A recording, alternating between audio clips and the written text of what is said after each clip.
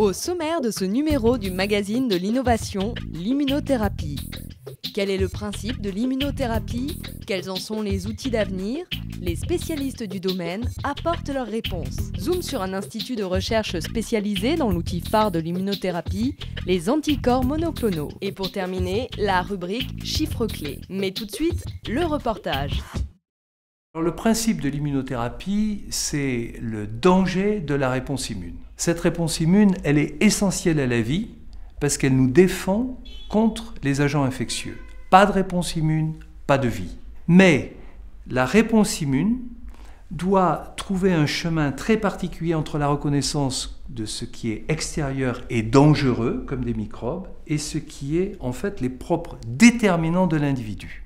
Et cette frontière-là, elle est floue. Si bien que les maladies auto-immunes actuellement sont la première cause invalidante, par exemple chez la femme. Ce serait une question trop vaste dans quelle maladie de faire une énumération. Donc si vous voulez, on va prendre 3 catégories à titre d'exemple. Maladies infectieuses. On va laisser de côté les vaccinations. Tout le monde connaît la vaccination préventive. Ce que l'on peut faire maintenant dans les maladies infectieuses, c'est intervenir pendant la maladie avec des anticorps monoclonaux qu'on injecte contre un germe. En dehors des maladies infectieuses, vous avez le cancer. C'est une nouvelle voie de l'immunothérapie, où à ce moment-là, on rend l'organisme cancéreux capable de développer des défenses immunitaires contre le cancer. Et puis, il y a les maladies auto-immunes. Alors, la maladie auto-immune, c'est la grande cible de l'immunothérapie actuellement. Et c'est une cible très très importante en tant que santé publique.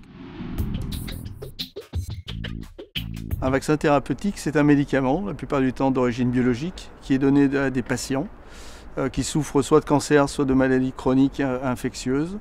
Ce médicament biologique a pour vocation de réveiller le système immunitaire qui est défaillant chez les patients.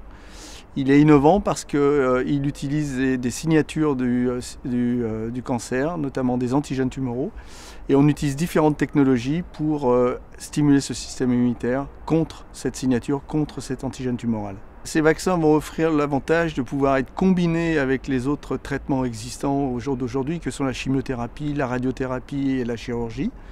En plus, ils offrent l'avantage d'être généralement très bien tolérés par les patients, donc de donner une qualité de vie pendant la maladie qui est de plus en plus satisfaisante. Et enfin, chose qui est extrêmement intéressante, c'est que ces vaccins thérapeutiques vont induire ce qu'on appelle une réponse mémoire. Et donc, si jamais il y avait rechute du patient, il est fort à parier que le système immunitaire pourra de nouveau lutter contre la maladie. Direction le centre d'immunologie Pierre Fabre et son laboratoire de recherche sur les anticorps monoclonaux. Les anticorps monoclonaux ont représenté une révolution dans le domaine thérapeutique parce que ça permet d'offrir aux patients une thérapie ciblée. L'idée globale est de mimer les anticorps naturels que produise notre système immunitaire, mais pour une pathologie donnée. L'un des intérêts majeurs, c'est d'avoir une grande sélectivité.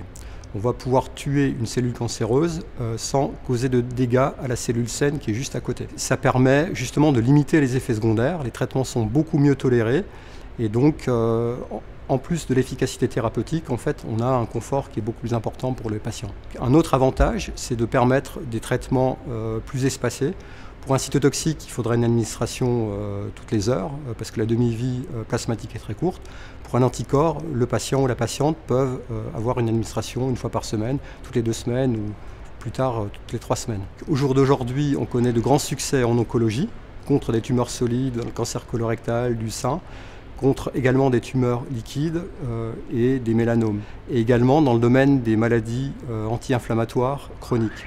Pour terminer, l'immunothérapie en chiffres. 1/3 des médicaments en développement dans le monde sont des immunothérapies. 23, c'est le nombre d'anticorps monoclonaux recombinants actuellement sur le marché. 250, c'est le nombre d'anticorps monoclonaux aujourd'hui en développement.